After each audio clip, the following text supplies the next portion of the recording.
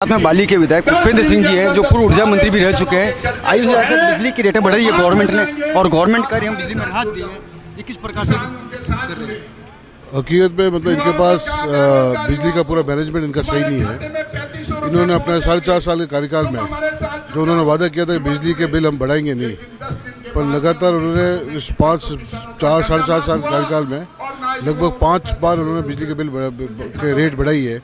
और fuel charge के नाम से मतलब बार बार मतलब बढ़ोतरी करते जाते हैं सरकार।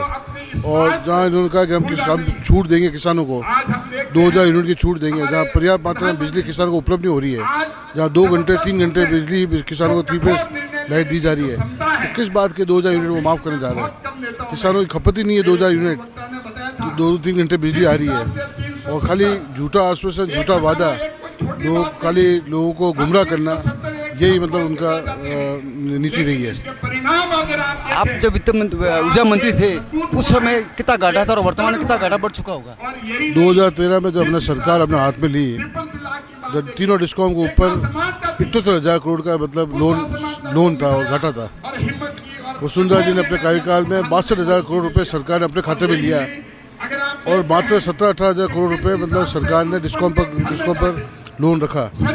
उसके बाद में हमने लगातार 4.5 साल में हमने कोशिश की कि इसको बिजली के पावर को हम मतलब 24 घंटे बिजली गाँव में उपलब्ध कराते, शहरों में बिजली उपलब्ध कराए। लगभग 40 लाख से ज़्यादा हमने दीनदयाल योजना के तहत और सौभाग्य योजना के तहत हमने कनेक्शन दिए। और इस प्रकार हमने लॉसेस को भी हमने कम लिखा है, जहाँ मतलब 25-27% लॉसेस थे उसको घटाकर हमने 19% पर लिखा है। और अगर साल भर और होता तो हम 15% के अंदर उस घाटे को लेकर आते हैं, जिससे डिस्कॉम को आने वाले समय में मतलब प्रॉफिट में आती है डिस्कॉम। पर सरकार के आने के बाद में वापस वो घाटा बढ़ के लगभग 30% से ऊपर चला गया। और आज के टाइम में तीनों डिस्कॉम के ऊपर 1 लाख करोड़ ऊपर लोन वापस हो गया। आज कैंप के माध्यम से 100 यूनिट बिजली फ्री में दे रही है, इससे सरकार कितने घाटे में जाएगी? और आज जो रेटें बढ़ाई है इन्होंने, इस तरीके से ऊपर से जो ये पैसे बढ़ा रही है और एकदम घटाने का काम कर रही है, तो क्या जनता को भ्रमित करने का प्रयास कर रही है? मैं ये कहना चाह रहा हूँ कि हमारे टाइम में जो छोटे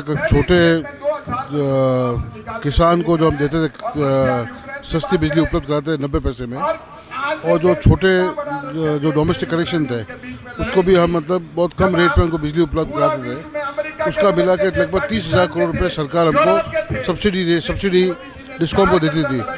अभी सरकार ने 200 यूनिट माफ़ करने के बाद में सरकार को लगभग 60-70,000 करोड़ रुपए देगी, जब जाके डिस्कॉम का मतलब जो बिजली वो दे इतनी सब्सिडी देगी तो जाके डिस्कॉम का मतलब घाटा पूरा हो पाएगा। ये सोलर ऊर्जा पर सरकार कम ध्यान क्यों दे रही है? हमारे देश के प्रधानमंत्री ने ये कहा था कि 2023 तक हम लगभग 100 गीगावाट बिजली सोलर के माध्यम से पैदा करेंगे। हमारे कार्यकाल में राजस्थान स्टेट ने लगभग 5,000 मेगावाट बिजली हमने मतलब शुरुआत की थी। इस सरकार के बाद में इन्होंने कोई विशेष ध्यान दिया नहीं। जो भी सोलर लगा है तो वो यहाँ सोलर लगा है पर दूसरे राज्यों में जा रहा है, स्टेट के लिए नहीं लग रहा है, दूसरे राज्यों के लिए जा रहा है। स्टेट के लिए मतलब पीपीए मतलब मात्र 1000 मेगावाट भी नहीं हुआ है और दूसरे राज्यों में यहाँ सोलर लग के दूसरे राज्यों में सोलर जा रहा है। सोलर से जो केंद्र सरकार सब्सिडी दे रही है, इसका लाभ आम किसानों को क्यों नहीं मिल पा रहा है, या किसान इसके प्रति आकर्षित क्यों नहीं हो पा रहे हैं? नहीं, अभी आप देखें केंद्र सरकार लगभग 60% सब्सिडी दे रही है सोलर किसानों को। जो सोलर पंप है उस पर लगभग किसानों को 60% सब्सिडी केंद्र सरकार दे रही है। इससे ताकि किसान मतलब अपने कन्वेंशनल लाइट को हटाकर ये मतलब अपने थर्मल बिजली में मतलब अपनी सोलर में मतलब वो अपने कनेक्शन कराए, ताकि कन्वेंशनल एनर्जी में मतलब लोड कम पड़े और ग्रीन एनर्जी की तरफ उसका जागृति बढ़े, ताकि किसानों को एक टाइम 40% भरना पड़ेगा, बाद में उसका बिजली उनको फ्री मिलेगी। इसको आज जो जन आक्रोश रैली है इसको लेकर आप क्या कहेंगे?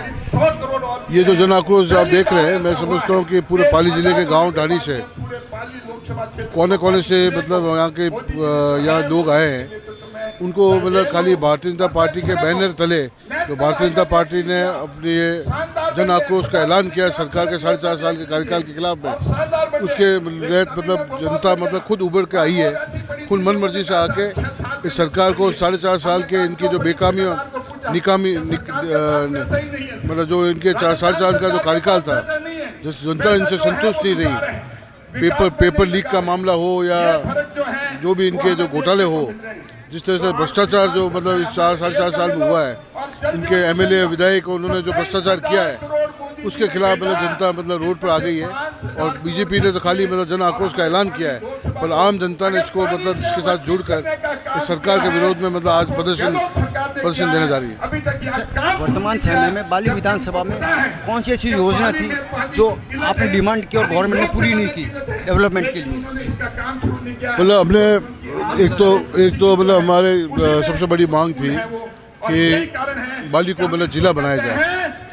और मैं जहाँ तक समझता हूँ कि बाली मतलब पूरे राजस्थान में पहले 7 नंबर में बाली भी आता था, जहाँ हमारे पास 6 नगर पालिका है, 4 पंचायत समिति, 4 तहसील है, 4 सब डिवीज़न है और बहुत बड़ा क्षेत्रफल मतलब उसमें आता है, जहाँ आदिवासी क्षेत्र भी इसमें सम्मिलित है।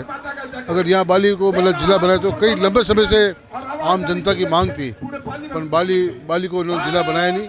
ऐसे जिले बनाए जो वो जिले लायक थे ही नहीं, यहाँ पंचायत थी उनको लायक जिला बना दिया, पर बाली को उन्होंने जिला नहीं किया क्योंकि यहाँ के भारतीय जनता पार्टी आस पड़ोस में भारतीय जनता पार्टी ही मतलब यहाँ के विधायक है, यहाँ का लोकसभा मेंबर है, उन्होंने हमको किनार करके दूसरों को मतलब उन्होंने जिला बनाया।